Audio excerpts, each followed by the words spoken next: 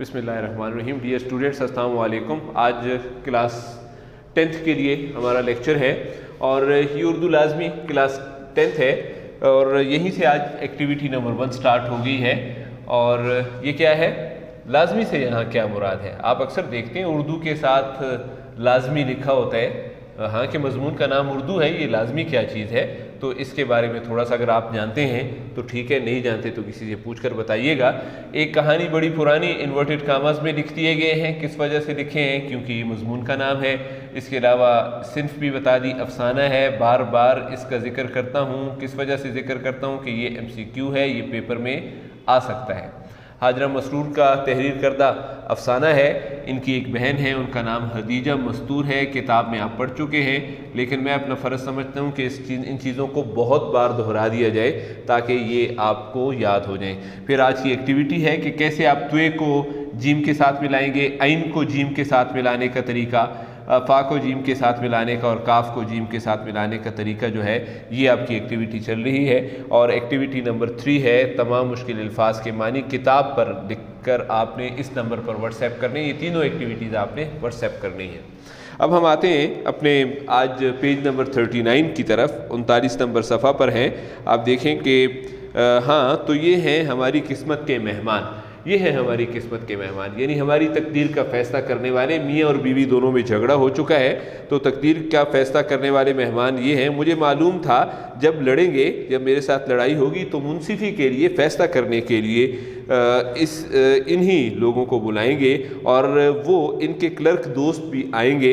कैसे आएंगे? इनकी हाँ में हाँ मिलाने के लिए। जो मेरे शोहर कहेंगे वो भी वही कहेंगे। इसको हाँ में हाँ मिलाना कहते हैं। उन्होंने बमुश्किल, बड़ी मुश्किल से घसीट कर, बीमारी की वजह से उठना मुश्किल था तो घसीट कर, खींच कर अपने आप को उठाया और खांसती हुई गुस्लखाने में गई। मुंह हाथ धोया, दुपट्टा बदला और बच्चे की खांसी का शरबत घोंट भर पी गई कि अब यूं ही खांसती रही तो खांसी का हिसाब किताब किसे किसे समझाएंगी। ज़ाहिर है, वो खांसती हुई मेहमानों के सामने जाएंगी तो हर एक कहेगा खांसी कब शुरू हुई, कैसे हुई, कोई दवाई ली या नहीं ली। तो इस हिसाब किताब से बचने के लिए खांसी का शरबत उन्होंने पी लिया ज़्यादा, ताकि खांसी ख़त्म हो जाए। और फिर अंदर ही अंदर कांपती हुई, डर की वजह से कांपती हुई, यूं लिहाफ से, उल्टे हुए लिहाफ से टिक कर, लग कर यूं बैठ गई जैसे कहीं की मलका हों। और अब मेहमान उन्हें सलाम करने हाजिर होंगे। मतलब वो बाहर नहीं जा रही थी, मगर उनको गुस्सा था कि शोहर ने इन लोगों को क्यों बुलाया। और हद तक भी महसूस कर रही थी, अपनी बेइज्जती भी महसूस कर रही थी कि इनको अब लड़ाई का पता चल जाएगा, इस तरह मेरी बड़ी बेइज्जती होगी। गुस्से और हद तक के एहसास से इनका दिल यूं धड़क रहा था जैसे पस्तियाँ आपकी रिब्स कहलाती हैं, तो पस्तियों के अंदर ही दिल होता है, दिल तोड़कर निकल पड़ेगा। मैं क्यों झगड़ी इनसे? वो तो बस मेरे सैनिटोरियम से आने के बाद से पत्थर बन गए थे। इन पर अब असर ही नहीं होता। मतलब वो ये समझती हैं कि मेरा शोहर, चूँकि मैं बीमार हूँ तो अब इन पर मेरी बातों का असर नहीं हो रहा, पत्थर हो गए हैं, बेजान हो गए हैं। और वो तो बस मेरे सैनिटोरियम से आने के बाद से पत्थर बन गए हैं और कुछ कहूँ सुनते ही नहीं। फिर मैं सुनाने को क्यों मरी जाती हूँ, मुझे भी कोई परवाह नहीं अगर उन्हें नहीं है। और कहीं वो इन सब के सामने ये ना कह दें कि मैं रात को इनसे झगड़ा करके इनके कमरे के फर्श पर पड़ी रोती रही, कि शायद मनाएंगे। मतलब उनको अपनी बेइज्जती का एहसास हो रहा है, मुझे इनके कमरे में जाने की क्या ज़रूरत थी। नहीं बोलते, नहीं पूछते, न सही। अल्लाह ने 2 बेटे दिए हैं। ये एक अच्छा MCQ है आपके पास, पहले भी कल भी गुजर चुका कि उनके बेटे कितने हैं। तो बेटों की तादाद जो है वो 2 है। पर्चे में आएगा, बार बार दोहराना इसलिए होता है। अल्लाह ने 2 बेटे दिए, ये सलामत रहेंगे, ज़िंदा रहेंगे। बच्चे क्या माँ की बातें, हरकतें नहीं समझते? यानी बच्चों को मेरी बातों और हरकतों का इल्म है कि माँ हमसे घर से और अपने शोहर से कितनी मोहब्बत करती है। तो वो ये बात समझते हैं, बड़े होकर ख़ुद फैसला करेंगे मेरा इनका, न बोलें न पूछें। दूसरे कमरे में इनका मियाँ बोल रहे थे, देख लीजिए मिजाज, आपने मिजाज देख ली, बुरी आदतें देख ली कि मैंने सुबह से बता दिया था कि आप लोग आएंगे। मुझसे नाराज़ तो दुनिया से नाराज़, यानी अभी तक आप लोगों से मिलने भी नहीं आए। अपने मियाँ का फ़िक्रा पूरा होने से ये जुमला पूरा नहीं हुआ था से पहले वो कमरे में हाजिर हो गई। वही छलकती सी नींद का اثر آنکھوں پر ہوتا ہے جب آدمی جاگ جائے. نیم وہ آنکھیں تھیں, آدھی کھلی ہوئی آنکھیں تھیں, بخار سے تمتمایا ہوا گرم اور سرخ رنگ تھا ان کا, اور سموسوں کی پلیٹ ان کے ہاتھ میں تھی. آؤ بیٹھو بیٹی, بخشو میاں لے آئیں گے. پھوپھی دیوان ڈرائنگ روم میں ایک لکڑی کا بنا ہوا ایک بیڈ نما صوفہ ہوتا ہے, اکثر ڈرائنگ روم میں اور پرانے ڈراموں میں بھی آپ اس کو دیکھ سکتے ہیں, پر ایک طرف کھسک گئیں, تھوڑا سا ہٹ گئیں تاکہ یہ عورت جو ہے یہ بھی بیٹھ سکے. جگہ بنائی, کھسک کر جگہ بنائی. بخشو میاں, ارے پھوپھی شکر کیجئے, وہ تو میں گھر میں موجود تھا, ورنہ یہ تو اسے بھی دھکا دے چکی تھیں, یعنی نکال چکی تھیں. میاں نے بڑے جوش سے سبوں کو اطلاع دی, بتایا, اور داد طلب نظروں سے تعریف کے اب سب میری تعریف کریں گے کہ میری وجہ سے بخشو میاں یہاں پر ہیں.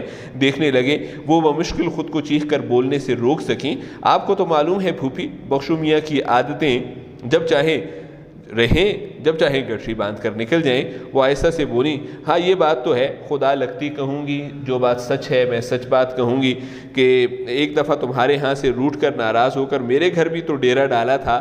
ڈیرا ڈالنا رہائش اختیار کرنا, اور لو ہفتہ بھر بھی نہیں رہے تھے کہ خود ہی روٹ کر کہیں اور چلے گئے. بس بیچارے بخشو بوڑھے ہو گئے بہت. اور پھر بیٹا یہ نوکروں کا بعد آپ دیکھ سکتے ہیں کہ یہ علامت آگے ڈلی ہوئی ہے. اس کا مطلب یہ ہے کہ بات جاری تھی لیکن انہوں نے بولنا بند کر دیا یا بولنا روک دیا. وجہ کیا ہے؟ وجہ کیا تھی بات کہ وہ ملازم کے بارے میں بات کر رہی تھی اور نوکروں کا.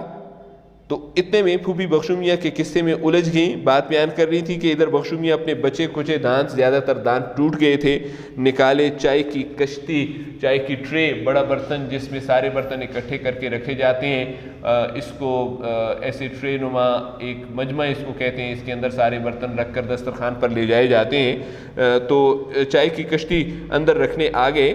چائے پیالیوں میں ڈالتے ہوئے وہ سوچ رہی تھی کہ کتنے دن سے چائے کی ٹرالی لینے کو جی چاہ رہا ہے. یہ ٹرالی ہے جس میں ڈرائنگ روم میں اس کے اوپر اور اس حصے میں بھی چیزیں رکھ کر سجا کر لائی جاتی ہے. یہاں تک بھی آپ دیکھ سکتے ہیں کہ عورت کو گھر کی کتنی فکر ہے کہ یہاں پر بیٹھے ہوئے بھی یہ سوچ رہی ہے. اور کتنے دن سے چائے کی ٹرالی لینے کو جی چاہتا ہے, مگر ریزگاری اتنی نہیں جمع ہونے پاتی. ریزگاری پچھلے لیکچر میں گزر چکا ہے, اس لیے میں نے اس کو ایکٹیویٹی نمبر 4 کا نام دیا ہے کہ آپ نے اس کو ریزگاری کے کیا ہوتی ہے, کسے کہتے ہیں اور کیوں ہوتی ہے, یہ ساری چیزوں کے جواب آپ نے دینے ہیں. اور دیکھو, جب مہنگائی کا رونا روتے رہتے ہیں. اکثر مرد حضرات گھروں میں یہی کرتے ہیں کہ جب ان سے کسی چیز کا کہا جائے تو یہ کہتے ہیں بہت زیادہ مہنگائی ہے, بچت نہیں ہو رہی ہے, پیسے نہیں ہیں, اور گھر کا روزانہ خرچ دینا بھول جاتے ہیں. اس نے یہ سوچا. سب مہمان چائے پینے اور سموسے چکھنے لگے, تھوڑا تھوڑا کھانا. کمرے میں پیالیوں اور چمچوں کی آواز چھا گئی. اچانک کمرے میں ایک روشن دان کے شیشے سے چڑیا روشن دان کے شیشے سے ٹکرائی. انہوں نے آنکھ اٹھا کر دیکھا.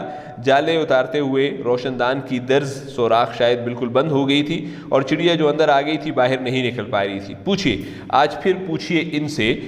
میاں نے پھوپھی کو صحیح پٹری پر ڈالنے کی کوشش کی, اصل مقصد کی طرف لے کر آئے.